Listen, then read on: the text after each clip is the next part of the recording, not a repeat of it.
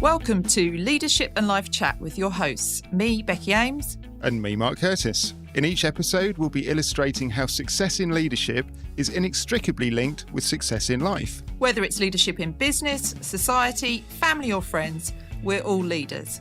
Using our experiences and a range of expert guests, we'll share secrets to boosting your health, wealth and self. So let's get on with the show. Are you reaching your full potential as a leader? Today we were joined by Kamini Wood, a human potential coach. Some great tips, really great conversation. We really enjoyed it. Have a listen and see how you can reach your full potential.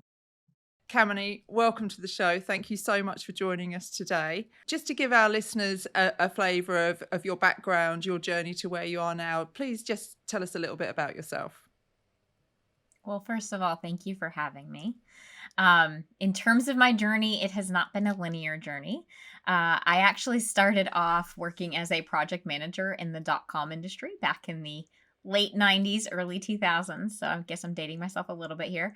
But I started off actually being hired almost as like an administrative assistant for this product group. And I worked my way up into running the project management office. In that role, I found myself really enjoying working with individuals on figuring out what they needed in order to move themselves forward in terms of the project itself. From there, I ended up working and running my husband's law practice for about 15 years. And again, while wearing many hats, I ended up loving the parts of the role where I got to talk to either clients, but mainly the other employees at the firm about what it was that they wanted and where they wanted to head and how they could get there, not just professionally, but personally as well. And I don't know, that's where I light up. I light up when I'm working with people on moving themselves forward. While I'm doing this professionally, of course, personally, I was also going through my own growth transformation. I'm also the mom to 5. My oldest is actually a 22-year-old ballerina. Wow. So I was, mom, granted at the time they were younger, and I was watching them showing up in certain ways. And I was noticing patterns and behaviors in my children, which included a lot of people pleasing, a lot of overfunctioning, some perfectionism, and realized that that was coming from me and how I was showing up. And so I'm doing this work professionally in terms of helping people grow, but personally, I was realizing that I had some transformation that needed to be worked on, because if I did that, then I could help my kids break some of the patterns that aren't very helpful, right? Like, for instance, I think that my empathetic nature is a strength, but if I lean too far into it, it becomes people pleasing to the point of over functioning and over giving, which is not a healthy place to be. So anyway, I did that interpersonal work, that growth work. And as I was going through that process and realizing where I was holding myself back, for instance, and one of those ways was that what I really wanted to do was work with people one-on-one and do this for a living. And so through that transformation personally, recognizing where I really excelled professionally, I wanted to bring those two worlds together. And so that's where I am today. For the last 6 years, I've been running my coaching practice, which is focused on helping individuals figure out where they're being held back, where they're holding themselves back, so that with that awareness, they can take the committed action to move themselves forward. Wow. 5 children over that age range, and that's kind of where it will stem from. That's really fascinating. So, and when you were going through your own transformation, did you have a coach, someone to help you through that process? Yes, and I still have a coach. I think the best coaches have coaches. Yep. Because we're human, right? We're always evolving. We're always growing. And I think if I continue to work through my stuff, then when I'm showing up for my clients, I'm fully and completely there for them. Oh, definitely. I think Mark and I couldn't agree with that more, and that none of us are the finished article, and so much value in having other people around you and mixing it up sometimes as well. Have you had a coach, lots of coaches, different people coming in and out of your life? I have had one coach that I have worked with kind of throughout the whole process. Wow. She's been with me from the beginning. In the meantime, I've had different coaches for different niche areas, and I've always just realized that I don't really need that. I just need this one person who can be my witness. And that's actually how I've a lot of times with my clients too, they realize that really what they need is to be witnessed and to be understood. And that, all the things intermix. And so really, truly, I just needed to find ways to relate to myself on a deeper level, and that could help me. So, for instance, she's not a business coach, but we end up talking about things related to business because ultimately it comes back to what I'm thinking about myself or how I'm talking to myself or those types of things that will affect how I end up running my practice. Yeah, I think, as Becky said, we've both benefited hugely from coaches, but it's that part where it helps you understand the bits about you which you miss, your blind spots, or maybe more importantly, the bits that you are aware of and you try and sweep under the rug because you don't really want to look at it too hard. And when a coach makes you look at it, I think that really helps you understand yourself better. And as you say, can you really be a completely different person inside and outside of business? Well, yes, you can. But I think this then brings us into a topic we're going to talk a lot about today, which is authentic self. And on your website, Kamini, there's a great story about your upbringing and how you tried to fit in. And it was only once you stopped trying to fit in and you actually became your authentic self, did you feel more comfortable in your skin and really good stuff started to happen, because it's really quite tiring, isn't it, trying to be somebody else? If you're not being authentic to yourself, it's just mentally and physically draining. Absolutely, because we're constantly it's the stress of constantly putting on a mask, trying to be what somebody else think that somebody else wants us to be, essentially is what it comes down to. Mm. And when we're doing that, that is truly exhausting. I will be totally transparent, and it's still something that pops up every now and again. If I go into a room, like a networking event, for instance, there will be moments where I might think, oh, I've got to figure out how I belong here. But now I can catch it because I've done that work. Now I can say, oh, there's that thought that I have to figure out how I belong here, instead of recognizing that I already belong, in the sense that I belong to myself. I just have to figure out how I want to show up and the connections I want to make. That means when I do that, now I'm stepping into an empowered choice rather than reacting to the situation. Yeah. And it's always interesting with your teams, isn't it? You show up at, say, the office in our case, and then I can remember as a more junior accountant back in the day, you'd go out on, say, I don't know, a summer outing or a Christmas event, and you'd suddenly see the partners in a different light, because Yes. they would just be like different people. They'd have they'd have a pint of beer. That they would just they would let their hair down, metaphorically. Yes. And you were Yes. thinking, wow, who is this person? And like I think that has maybe changed over the last 20 or 30 years since I've been in business, where I think now I think it's okay to be your authentic self as well. In fact, it's actively encouraged, isn't it? And I don't think, certainly for Becky and I anyway, our teams would not be, they would not see a different person when we go out with them. They get the same person showing up. Okay, you have to act slightly differently. It's not a different mask. You act differently when you're in the office environment as opposed to, in the bar or whatever after work. But fundamentally, they'd still recognize you, that they would still see Yes. you as the same person. No, that's such a great point, because I do think that previously, yes, like 20, 30 years ago, that's what was happening. Was you'd get one person in the office, and then outside of the office, maybe you actually got a glimpse of who they were as a how they actually show up in life in general. And that dissonance actually created a lack of trust within the teams themselves. Versus now, if we actually show up as we are, what we're finding is that teams and team members can feel like they can trust their leaders, because they don't have to guess, how is this person showing up? Is this really the real way that this person is? Is this what they're really thinking? Which is why I think it's so important within the workplace that we do. Sure, we're not going to necessarily wear all of our vulnerabilities on our sleeve, right? That's not the point here is not to walk in and tell everybody your life story and all of the things that are bothering you.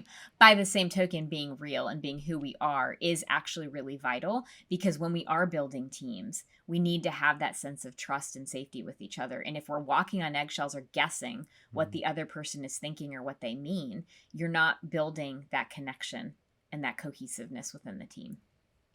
Completely agree. I think as well, if you're putting that mask on every day or throughout the day, it is exhausting. And also, personally, I don't think it's sustainable. So then you're not being consistent, are you? And inconsistency in leaders is such a challenging thing to have to deal with for the team. So being authentic is easier in lots of ways, although it's really tough, isn't it? Some people like the mask because they feel it protects them and they can sort of put a barrier up between themselves, or perhaps they think it's how they need to turn up. They have to portray a certain role or something. But I completely agree with you.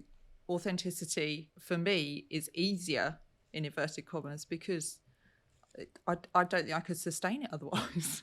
Or we're exhausted by it. And there's only so much we can do to continue to keep that mask on. And I also agree with you, what you just said to you, Becky, about people, I think, have that narrative that mask is keeping them safe. And I do think that it stems from old narratives, so an old narrative of I can't let people really see how I feel or what I'm really thinking, because maybe there is a fear of rejection, perhaps from an experience or some message that they received maybe when they were younger or through their, child, teenage years, even young adulthood. Now they've carried it into maybe later years in life. And it's just important to do that self-work. That's why I say self-work and just self-awareness is so important, because that's where we can tell what's holding us back. Yeah. And you said sometimes when you walk in a room, you do still have that voice that says you don't belong here. So it's not that these things, you can't solve it, can you? You can't just eradicate that, but you can learn how to manage them. You can, like you say, make a conscious, empowered choice to not let that be your narrative going forwards. Yeah, it's the concept of, we're not trying to change who people are, or we're not trying to say that somebody is wrong for who they are or how they show up. It's sort of like the best way or best analogy that I have is with grief, for instance. A loss of a person is always going to be there, but we learn how to continue to grow and expand as an individual so that grief can still be here. Like it's still here, the loss is here, but we're continuing to grow and expand so it doesn't necessarily affect us the same way. We can do that. Like for me, the story of I Don't Belong will pop up because that little girl still had those experiences. So that story might pop up, but I'm able to notice it and it doesn't take over as it once did and run the show. And so it's like, oh, wow, there's the part of me that is having a moment of I don't belong, or I need to figure out how to fit in here. I can hold that space and say, wow, that's the part of me that, yeah, she really did have that experience. But there's this other part that's grown and expanded that can also step up and step into the room, so to speak, with that and say, yeah, we see her, but also we know we have something to share with this group of people, or something to offer this room full of people. And so let's step into that. So it is about holding space for those parts of ourselves, but we don't have to let them run the show anymore. Yeah. Interested to know what you see with your clients. So from my personal journey, I guess as I've become more senior in the business, I relaxed into it more because I didn't feel I had to prove myself as much. And as I was coming through, especially my partnership career in the early days, I felt I had to prove my worth. And that probably meant that I was not prepared to show quite as much vulnerability, and which is something you touched on a short while ago. There's a nurturing role as a senior person in a business, so you can't show too much vulnerability because people are relying on it. It's a bit like a parental role, isn't it? It's like you want to feel in a safe, protected environment as well. But I didn't do enough of that earlier on in my partnership career because I was trying to build my own career. So then it's like, if I show weakness, maybe this is a generational thing as well, but it's like, if I show weakness, then the more senior partners are going to think, oh, Mark hasn't got what it takes to be a leader, So I had all these stories I was telling myself, and it really affected how I interacted with my team. And then as it rolled forward and I became more comfortable in my own role, my own skin, I felt I had less to prove. I think it's easy to say, I think I became a better leader because as I reduced the pressure on myself, the things which made me a better leader were able to come to the fore because I didn't feel so cocooned and restricted in how I was doing things. So maybe it's just because I'm old and it's the way it used to be over the last 20 years, or is that, what do you see with your clients? Very long-winded question, but what do you see with your clients? No, it's not because you're old. Because you're not old. Because otherwise, then I think all of us are. I'm not having it. What you say is a very good point, though, and what I am seeing with my clients is it's that inner critic. Really, it's the inner critic that says, if I show my weakness, or if I show my vulnerability, it will be interpreted as a weakness, and I have to prove my worth. And that's really what we have to bring to the forefront, is this story that we have to prove our worth. And so instead of, focusing on like how do we get rid of it, instead it's, where is the story? Let's understand the story of proving worth. Let's understand where that's coming from, first of all. Not because we're trying to pathologize it, but because if we have a deeper understanding of where that's originating from, now we also can come into this place of, well, my worthiness is from my own being as a person, right? So if I dial into what's meaningful to me, where are my values, that's what makes me worthy in and of my, like, just by my mere essence. Mm-hmm. So then we start breaking down the attachment to, not showing weakness as a way to show worthiness. Instead, we come home to, I am already worthy. We start there. And then we move into, okay, so what's the narrative around showing my emotions? Because a lot of us have that. A lot of us, especially in the workplaces, if I show that I'm scared about something, or something upsets me, or something makes me sad, that all equals weakness, and therefore I can't possibly be a good leader. To your point, as parents, though, what we've learned with conscious parenting is, if we can actually show our children and demonstrate to our children that as humans we're going to have this range of emotions, and if we can actually pay attention to our emotions and give them space, our emotions are just data packets telling us what we need. So even as a leader, we can say, wow, this is like, our business is going through whatever, and it's really scary. And I'm just going to own it and say, yeah, there's a part of me that's worried. And the worry is telling me that, A, B, and C are really meaningful to me. And that's where my values are. So as a leader, these are the steps that I think we need to take. So instead of shunning those emotions, we actually bring them in and say, let's welcome them in. And that's actually where our strength can be. It's not a weakness. It's actually a strength. Yeah. And I feel partly, as a British person, I think we have a lot to answer for the world, because it's almost the old traditional British stiff upper lip thing, isn't it? It's almost like the Victorians have a lot to blame for how society, probably around the world, because of the the horrible empire we had at one point. We've installed this around the world, haven't we? Which is, you can't show weakness, and it's got to be a societal driven thing. Which means if it was creative, because I think if you look at Indigenous tribe, emotion is celebrated, not kind of chastised as it would be coming into the modern era. So it means we can unlearn it, and we can change the narrative as well. Yes, absolutely. I actually just had a client reach out over the weekend, and one of the things she was sharing was the message from a close family member around just, you got to just get through this. So kind of what you were saying, stiff upper lip, right? Just put that brave face on and push on through. We can only push through for a certain amount of time, though. At some point we have to slow down and pay attention to what we're actually feeling, because when we pay attention to it, it's giving credence to the idea that all feelings are valid. We don't have to act on every feeling, right? Instead, we can get curious with our feelings and use that as a way to decide what we want to do and how we want to move forward. Kamini, you mentioned values there a couple of times when you were talking, and I know when we chatted before we were recording, we certainly touched on, core values are such an important thing to consider, understand, perhaps sometimes reset, and taking time to actually do that is so important, isn't it? I think that it is one of the most important things that we can do as individuals. And so often, especially so I work with teenagers all the way through mature adults. I will say that most of the adults that I've worked with they have a really hard time identifying their core values. And they'll say things to me like, Kamini, I've never thought about this before.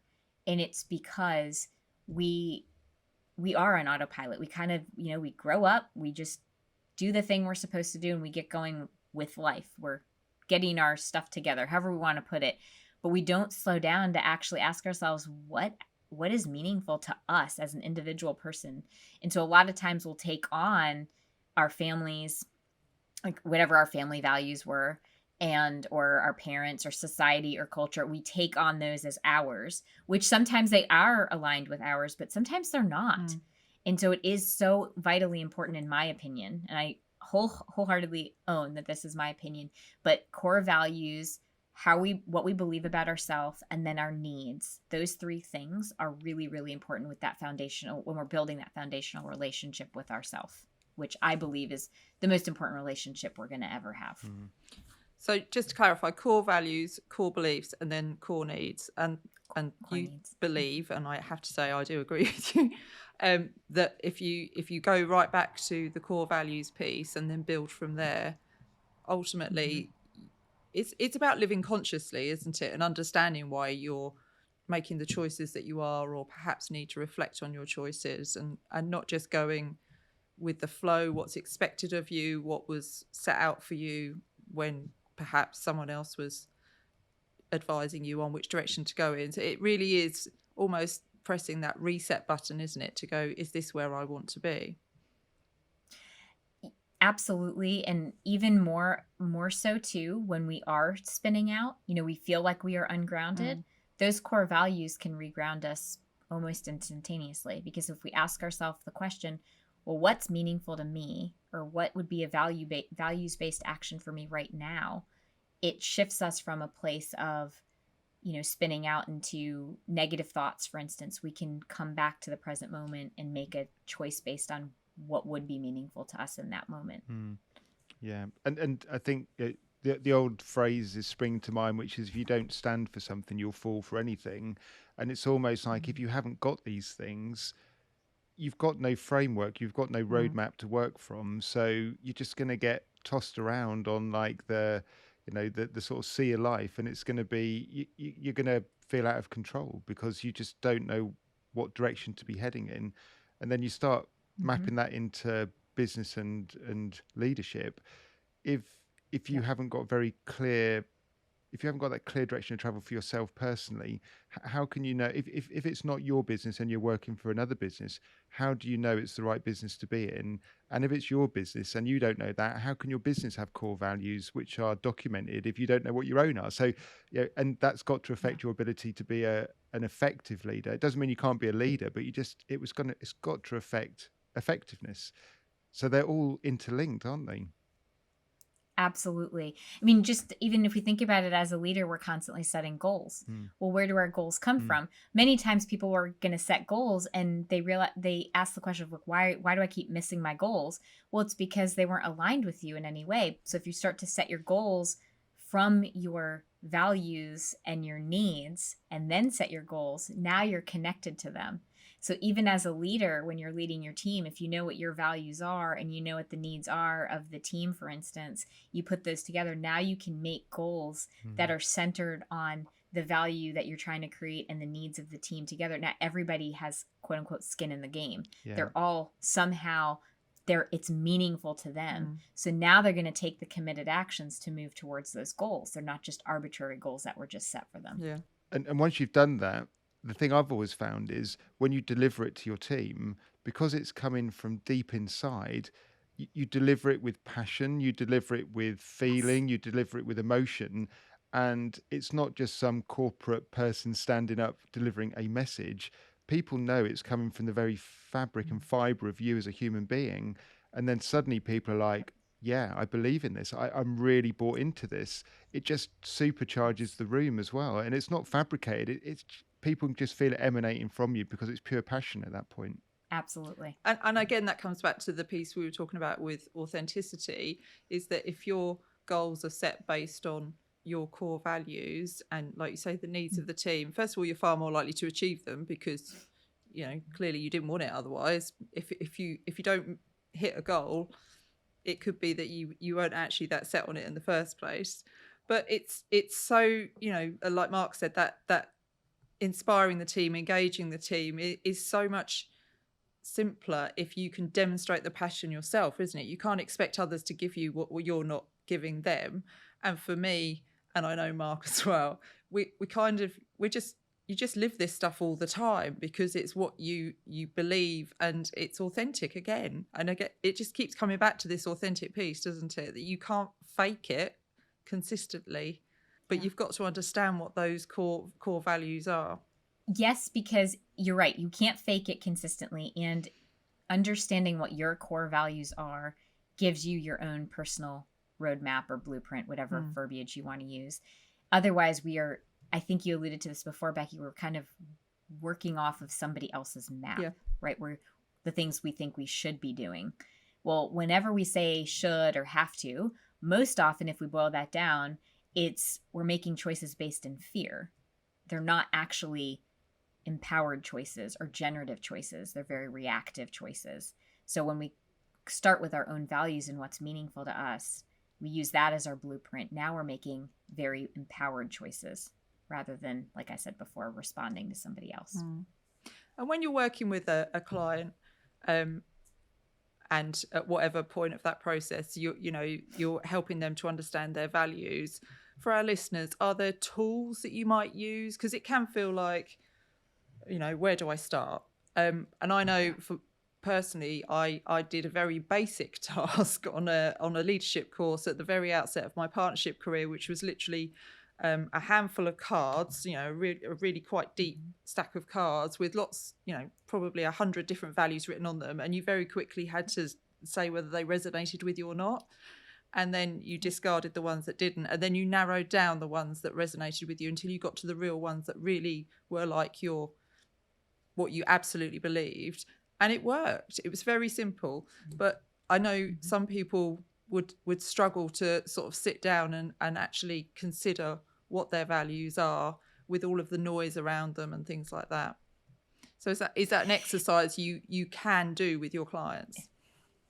Yes, the cards I think is a little more fun than the lists that are out there that you can find on the internet. Because I know that I've had clients say, Kamini, don't make me look at this list and pick these words because I'm going to pick all of them. Yeah. Which I will own the fact that I do the same thing. I'm like, yeah, that's good. That's good. That's good. I actually challenge my clients to answer questions such as, name a time that you were really, truly where you felt fulfilled or you felt joy. And just talk about that experience and just really speak to what that experience was like, what happened, because within that, we're going to find things that are meaningful, right? So that's one way to get it meaningful, AKA values. Yeah. The other flip side of that too is when were times that you've regretted or when were times that you felt sad? Because again, we feel sadness or we feel regret because a value is not being met. So if we can just sit with that question and sort of ask, what was that experience like? What was happening for me there? That'll also give us an indication of values that might be prominent. Another way to do it too is to just look at the people that we admire, people that we look up to, and what are the qualities within those individuals that draw us to them? Because again, we're drawn to them because of a specific reason. Usually we value. There's some meaning that we're finding. So there are different ways that we can come at this to just, again, it's about how are we experiencing it, understanding ourselves. And from there, we can then go to that list and figure out what were the top things, what were the commonalities between each of these different situations because that'll give us what drives us individually. And it might change over time. So today I might have certain values, but in 20 years, they might shift a little bit. And it doesn't mean that there was something wrong with my values today. It means these are what's core to me today. And this is what's serving me today. And in 20 years, whatever that may be, that will be present moment for that time as well. Yeah. But they're unlikely to change too frequently, I guess. Not usually. Usually there's going to be a few that are pretty center. Yeah. I will say that like my value, I have a core value of motherhood right now. That was not a core value of mine when I was 20. No. But my other core values that haven't shifted at all, like for instance, in terms of integrity, just keeping my word, my value of, I have a true North Star of emotional safety. That one has been with me for years at this point. So those are things that there are going to be some that don't shift, and then there are some that get added or shifted out over time. Yeah, I can see that through different stages of your life, different circumstances that you're in. But like you say, not day in, day out shifting. It's Right. those really over a period of time, I imagine. That makes sense. Thank you. I think that's really useful just to sort of explore practically how people might start exploring this if they haven't done it previously. And I personally found it so useful. It really, it was probably day one of that leadership course, and it really set the tone. It really started me thinking, and you do ask yourself some quite challenging questions as well. And you have to be honest, don't you? Because again, you can't make this stuff up. Oh my gosh, that's such a great point, because there is that we have to release the idea of what's the right answer. Which I do think that some people do struggle with, because their narrative is, I have to do the right thing, and it's you can't be doing the wrong thing if you're answering what's actually meaningful for you. Wow. Yeah, and it's so easy to try and fit in, as you say, isn't it? Where and we keep coming back to authentic self, but it's always the thing that I find really interesting is, in a way, the world seemed to really open up and people could be their true self. But equally, it's almost like people are now frightened to say the wrong thing, so are less likely to be their authentic self in case they say the wrong thing. Because especially with social media, whether it be business or personal, once it's out there forever. And it's almost like people are becoming either slightly more guarded again, or they are being slightly less authentic because of the risk of getting it wrong and then being sort of beaten up about it, metaphorically, forever and a day. So do you, I mean, how do your clients, especially the younger clients, how do you see them dealing with that, what looks like an impossible environment to operate in? To me, it looks really difficult.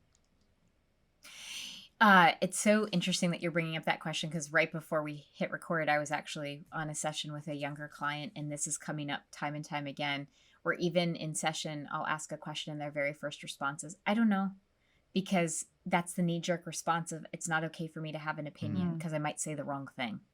And so the work really is around, especially from my perspective in the work that I do with individuals, especially the young clients, but I also really encourage parents to do, is make that the safe space where they can say whatever without getting in trouble for it, especially at home. That's where we need to start. But it is a really difficult situation, I think, being a teenager right now, or a young adult, with social media the way it is. Because if you do say something that lands the wrong way, you're right, Mark, it's like it's out there, and then people are going to make judgments about you. And it's really hard, because we have to walk that fine line, right? Because, like, for instance, when we're in the business world, we also have to watch what we're saying. I'm working with a lot of professionals, and they'll say Kamini, but there's also the politics of the situation. Like, there's business politics. I can't say the wrong thing. I can't just go and say exactly what I think, because I don't want to have the ramifications for my professional career. That's a real thing. We can't necessarily change that. We don't have control over that. So it's important to pay attention, especially, for instance, for professionals. Yes, you're going to want to pay attention to your audience. And maybe you don't share every single thing with a specific audience. Maybe we don't go on social media and blast exactly what we think. But that doesn't mean we don't share what we think. We go to the people that we do feel safe with, that we can have those conversations with, because it's not about isolating and holding oneself back from their opinions. We just have to also be discerning of where we choose to share certain opinions. And unfortunately, social media is not always the safest place to share those opinions. However, should we share something and there is backlash, it is also about having boundaries around how much of that we're going to take in. People are going to have perceptions about us all the time. We have no control. We don't control whether they agree with us, and we don't have control of whether they disagree with us. No matter what we do, we don't have control over what that person thinks. And so regardless of what they think, it doesn't change who we are as a person. That's the boundary that we need to set for ourselves, which is, they're allowed to have their thoughts. I'm allowed to be my own person. Their thought, whether they like me or don't like me, doesn't change who I am as an individual. They can think I'm the greatest person in the world, doesn't change who I am by my essence or my values, for instance. They might think that I'm the worst person in the world. I'm still the same me. It's what I even tell kids that I work with who are struggling, like with school, for instance. You are the same person whether you walk in and take that test and get an A, or you walk in and take that test and get a C or a D or an F. You're still the same individual person. And that's really important when we're putting our opinions out there. Somebody might have a negative reaction to it. That doesn't change who you are as a person. It's just their opinion. That is a really powerful mantra, isn't it? It's just their opinion. It doesn't make it right, doesn't make it wrong. And it doesn't change who you are. I completely understand what you're saying there. That really resonates, actually. And I think that's a really powerful message for, like you say, teenagers and young adults to take on, isn't it? In such a challenging, I mean, I wouldn't be a teenager again if you offered it to me on a plate. I would. Yeah, would you? Really? But the other thing that I've noticed, on just as we're on the subject of social media and how people are engaging with it, is that people feel they have to comment sometimes. So it's the other extreme, isn't it? And just to be seen to comment because they have a following. And I think that's sometimes just as dangerous as not feeling that you are able to put your opinion out there, because again, you're just doing it because you're concerned about what others think of you, that your perception is that you have to do it. So there is a very fine line, as you say, Mark, I think, of I don't know whether we should get too bogged down in trying to get this stuff right. Like you say, Kamini, just have an opinion. You can put it out there, but only so much of what others think you need to take back, because that's their opinion. Becky, you just said something very interesting too. You said I have to comment here. That's another key that we can use as a tool, is those moments where we are saying to ourselves, we have to do this. Again, what's the fear, right? Have to, should, those are indicators that there's some fear driving the action. So even in context with business, where I might have an opinion, do I feel like I have to share it? No. Or am I choosing to share it? That's a very important distinction, isn't it? Yeah.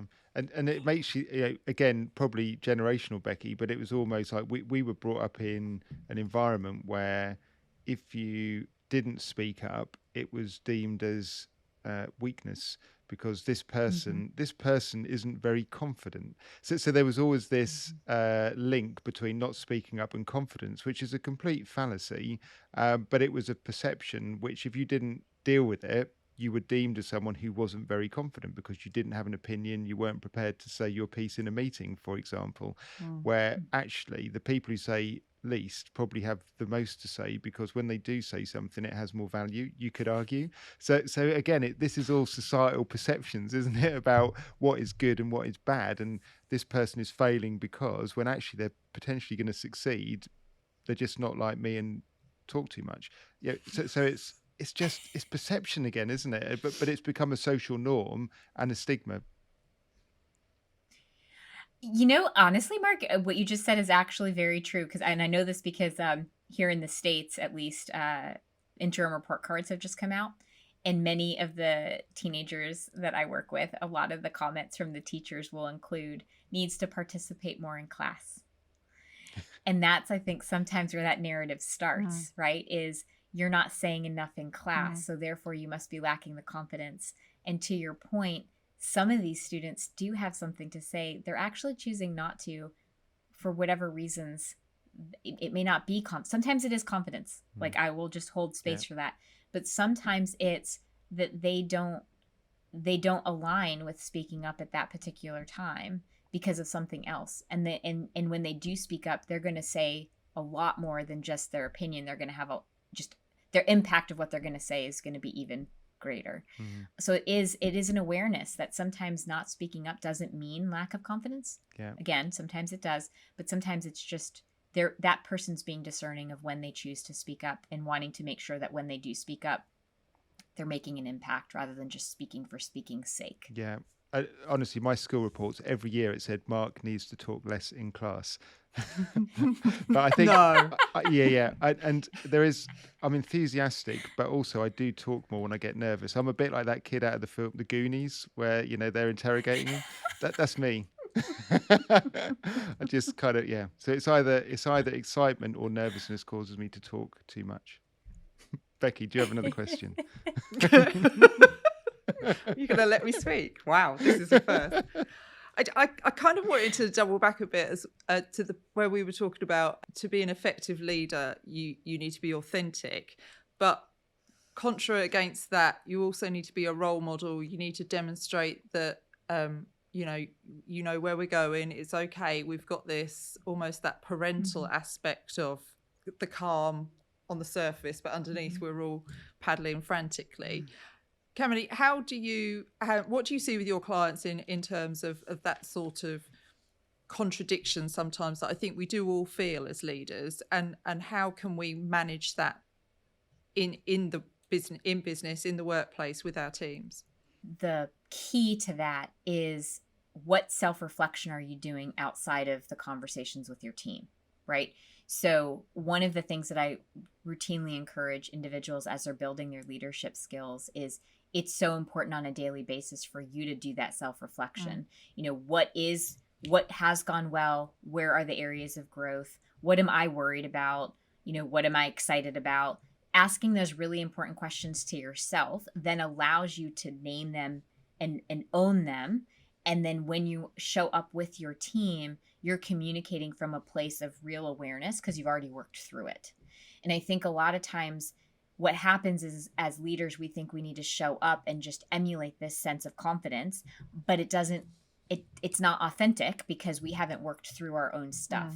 And so that's why I honestly say, with individuals, when you're building your own leadership skills, yes, it's important to know what your values are, but then it's also equally important to do self-reflection on a daily basis. Do self-reflection on a daily basis, and then even do like quarterly reviews. Where are we as a team? Where have we maybe missed our goals? Where have we mastered our goals? Again, it's not because we're trying to criticize, but that self-reflection is where you can start asking those important questions, such as, is there something that I'm missing? What is it that I as a leader am experiencing? Because if I don't pay attention where I'm scared or fearful, then I'm not able to work through it on my own time so that I can show up as a leader. I mean, this happens in parenthood all the time. I mean, we have no manual for what we're doing. I freely admit that there are many moments where I'm just scared. It's like, is this the right decision? Is this the wrong decision? Am I going to necessarily go to my children and say, hey, mom's totally fearful of A, B, and C?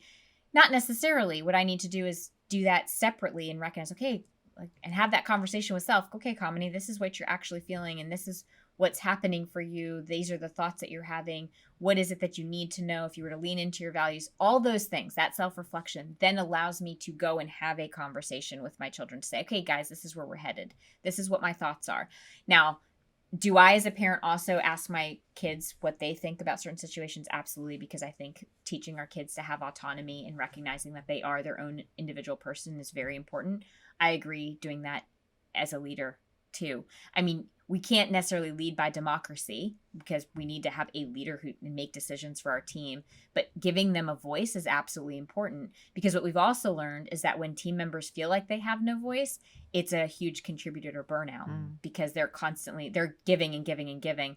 They don't feel a part of the team. They don't feel like what they're contributing has an effect. And so that is a contributor to burnout. So just being able to ask our team members their opinions every now and again is a good thing. And I guess the next step of that is for them to also understand what their contribution is to the overall team, isn't it? So they want to have a voice. And I guess in simple terms, they want to know how they fit into that team, what their contribution means, and how all of those cogs working together is getting us towards the goal. Absolutely. I mean, the things that really contribute to burnout, it's not just overload. It's, not feeling like they're part of the tribe or the community. They're not insufficient rewards is another one. And that's not necessarily monetary. That's just, hey, what you're giving to this team really matters. And we really appreciate your efforts. Those are ways that also contribute to burnout. Yeah. So it's important when we're building a team and we want to be those effective leaders. It's not just communication. It is also, how are we bringing in our team members? How are we making them feel part of the whole? Years ago, I mean, going back probably, I don't know, 10 years ago now, within our management team, we had this phrase which we use, which is, we wanted to develop a team of independent thinkers.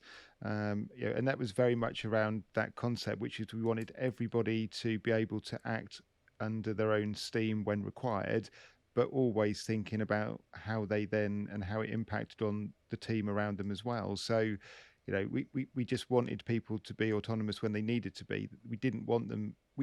It was effectively a big effort to try and break the command and control structure, which was very common in professional practice, 10, 20 years ago, and probably is still quite common. We just wanted to flatten the structure. And that was the mantra we used to try and remind everyone all the while that, whilst we were a team, we were all individual components of the team who, the sum is greater than the parts and all that, but we needed to operate independently as well. And, that kind of stayed around for quite a few years as a mantra that we used as our management team. And I think when things like COVID-19 hit, it served us really well because when the disaster recovery plan had to be rolled out, nothing had to really be rolled out because the team were already thinking and acting in that way largely. So it made it much easier from a leadership and a management point of view. I think one of the other things we see quite regularly and we talk to our teams about is how you speak to yourself. And we went on a course once, Becky and I were both on the same course, where the person running the course said the way you speak, if you spoke to other people, how you speak to yourself, you'd probably be up before HR every week. That must be quite common because we're all our own worst critic at times. So what do you see around that? Oh, yes. You would be in front of HR a lot, right? I am a huge proponent of self-compassion, and it really is all about offering yourself that same kindness that you do other people. And I absolutely find that, especially the clients that I work with, it is so much easier for them to be kind to other people. Mm-hmm. But man, they are so harsh on themselves. The way that they speak to themselves is it's detrimental to the ability to move forward. And here's the thing, I think oftentimes there is a belief that gets infiltrated where we think that if we are really hard or judgmental of self, that's what actually will push us forward. Because I've had clients say to me, well, if I'm too easy on myself, I'm not going to succeed. And it's just realizing that mentality, right? The judge mindset or the voice that shames us will only get us to a certain place, and then we plateau because at some point it's telling us that we're not good enough, right? So at some point we're going to get to the end, versus if we are kind to ourselves, or we are, asking those important questions of, like, what did I learn here? How can I grow? How can I take what I learned from this situation that maybe didn't end the right way or the way that I anticipated it to, and take that information and move forward? We actually can move further along. The best story that I was ever told to demonstrate this was, if you consider it, there's a donkey, right? Donkey, you have to get this donkey from point A to point B. You can hit the donkey with a stick, which is going to get the donkey to point B. Donkey's going to be really tired and worn out by the time it gets to point B.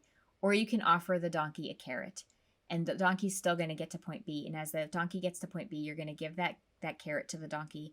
And now if you want to get to point C, the donkey is going to have the stamina, is going to have the ability, the willingness to take you to point C.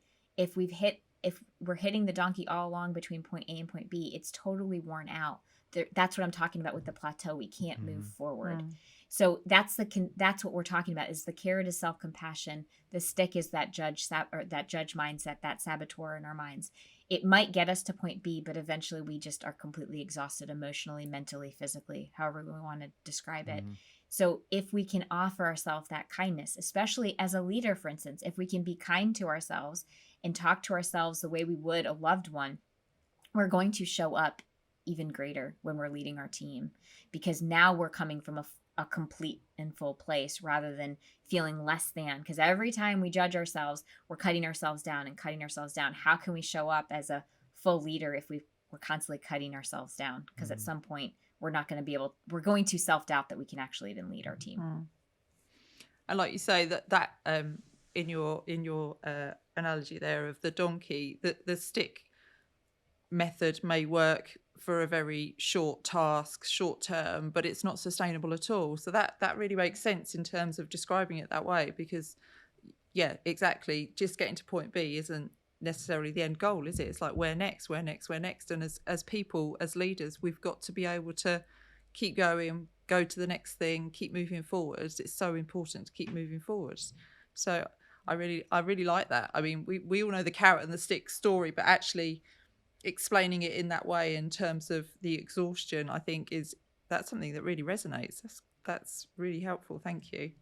And it kind of, I think it links in heavily to the sort of the motivational strategy about are you moving away from something or are you moving towards something, does it as well, doesn't it? And I think from the research that I've read around the topic, moving away from can be okay to start with, but once you get far enough away from something, then the motivation wanes.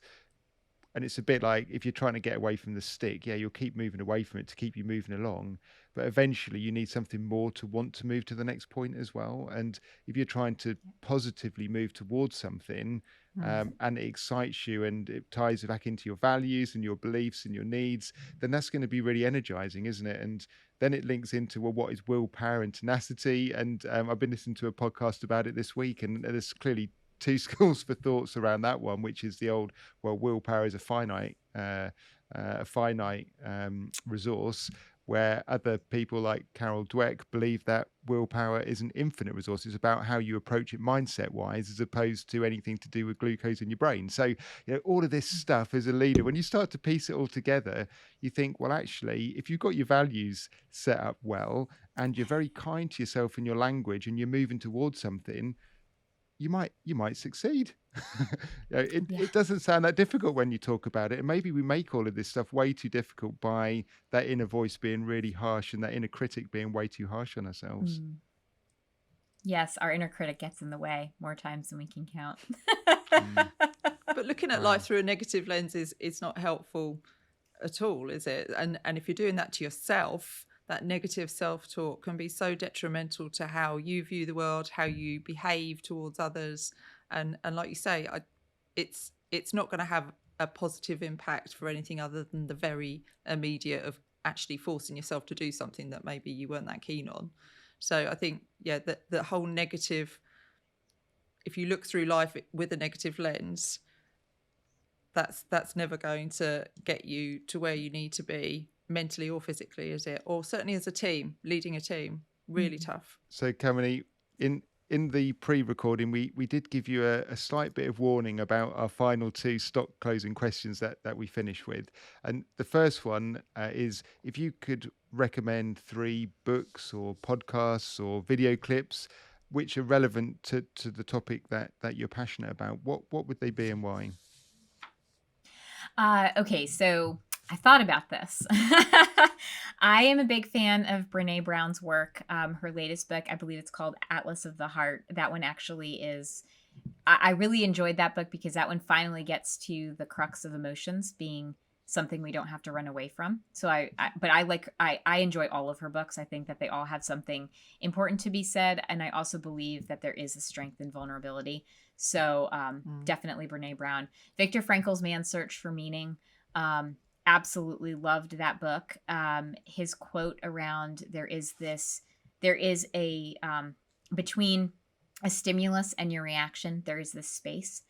That quote really means a lot to me because I'm constantly talking about giving ourselves the ability to recognize that we have a choice point. You know, our lives are just a series of choices. And oftentimes when something happens, we think we have to immediately react to it.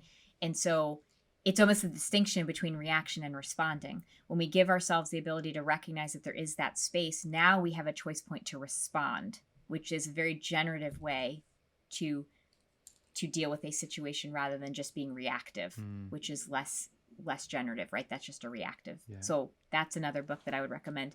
And then of course, I believe in values, ACT-based. I do ACT-based coaching a lot, which is acceptance and commitment-based coaching. That's all based around using your values as that core center. So I really love Russ Harris's work in general. He has several books out there. I believe he has one that's called The Happiness Trap. That's a great book for people to read if they're interested in something around values-based work. So those are, I know that's more than 3 because it's a grouping, but No, that's fantastic. there you go. Thank you. Yeah. I mean, I've got The Happiness Trap at home. I haven't actually read it yet. It's in my pile of books to read, so I'm definitely going to get round to that one now that you've mentioned it. And yeah, the Viktor Frankl, as you say, the whole thing around choice is so important, isn't it? And and I think from like, the bits I've read on the way the brain functions, it still fires from reptilian to mammalian to neocortex or frontal cortex. Yeah. And if we don't give it that space, we can't do the human thing. We're just doing the animal thing otherwise. I know we are animals, but we've got the evolved brain to be able to do it if we give ourselves that little breathing space, that time out to, as you say, respond, not react. Otherwise, we're just acting on instinct, animal instinct, effectively. Exactly. Yeah, brilliant. Thank you. Yep. So, Kamini, the final question that we posed for you was 3 pieces of advice that you would have given an 18-year-old you, or whatever age you think appropriate, but you wish you'd known slightly earlier, perhaps. I love that question because it actually pushes me to be vulnerable and to just kind of own that. What I really would have told my 18-year-old self is a couple things. One, trust yourself more. Like just really listen to what it is that your heart and your inner voice is saying. The other thing that I would tell myself is you really don't have anything to prove, because my 18-year-old self was definitely still in the mindset of proving oneself. And then I would also tell my 18-year-old self that all the parts of you are loved and welcome, because it took me a few years to get there to realize it. That's brilliant. Thank you. I think trust yourself more for me is kind of sums up the whole conversation, really, isn't it? About being authentic and understanding what your values are and not moving away from those, not feeling that you need to prove yourself. So it all interlinks perfectly. Kamini, thank you so much for your time today. It's been fascinating chatting to you. We've learnt lots. We've shared lots. It's been really interesting. So thank you so much. If our listeners would like to reach out to you, find out more about what you do, what's the best way for them to do that? I am on the web at kaminiwood.com. And of course, they can reach out social media. I am there as well, Instagram and Facebook, with the handle It's Authentic Me. And your podcast as well. Yes, I do have my podcast and my little mini cast. They're little 8-minute, usually about 8-minute sessions or 8-minute podcasts, but it's Rise Up, Live Joy Your Way. Brilliant. Thank you. And thank you so much for being on our podcast. We're slightly in awe of you with your volume of your mini cast. So thank you for having me. It's been such a pleasure. Yeah, thanks, Kamini. That was fantastic. Thank you. Well, Mark, such an interesting conversation there. Themes that you and I would be really happy to chat through day in, day out. And Kamini really brought some different perspectives to it for us. So as ever, 3 things that really resonated with us. What's your first one? Yeah, as you say, what a fantastic conversation. Brilliant person. Loved that one. That was, well, amazing. Now, the first point for me was definitely the trust is built by being your authentic self. I think we're probably, a lot of people are aware of that we do this. The follow-up point to it, which is, but don't wear it all on your sleeve, because we still have to make sure that we're given the reassurance as leaders as well. So there's being authentic, but just don't overdo it. There's a balance to be struck. And I think that was the important point for me, which is, we need to do this, but we need to get the balance right as well. Yeah, definitely. It's a case of going from how it used to be when you and I were growing up of not seeing anything. There was very much a mask, a protective shield, wasn't there? To certainly engaging with your team enough and to be your true self, but still maintaining that absolutely critical leadership role. So yeah, couldn't agree with you more. It's a tough balance, but it's something we all need to keep working on, isn't it? Yeah. The second key point for me, I mean, there were so many, but something that really, really stuck with me was where Kamini said, all feelings are valid, but you don't have to act on all of them. So about recognizing your feelings, how you feel about what someone said to you or a situation, but that you don't have to react to them, that you have that control. And I think that taking time, that pause, is so important, isn't it? And to sometimes acknowledge a feeling, but appreciate that you don't have to, whatever it may be, in response to it. Yeah, agreed. Very much linked to the second book which Kamini talked about, Viktor Frankl, wasn't it? That choice is the space we have. And I know we've talked about it on the podcast many times, but mindful meditation comes in as well. You can sit with the feeling, and that feeling, even if you just do it for 10 seconds in a meeting, you don't have to go into full on meditation mode, but that 10 seconds can let that feeling, that sort of intense emotion will start to dissipate. So we don't have to, as you say, it's about responding, not reacting. And that feeling is valid, but you don't have to do something with it. I think that's a great point, Becky. Yeah, massive one for all of us, especially someone who can at times react on a pure emotion. Yeah, agreed. You and me both.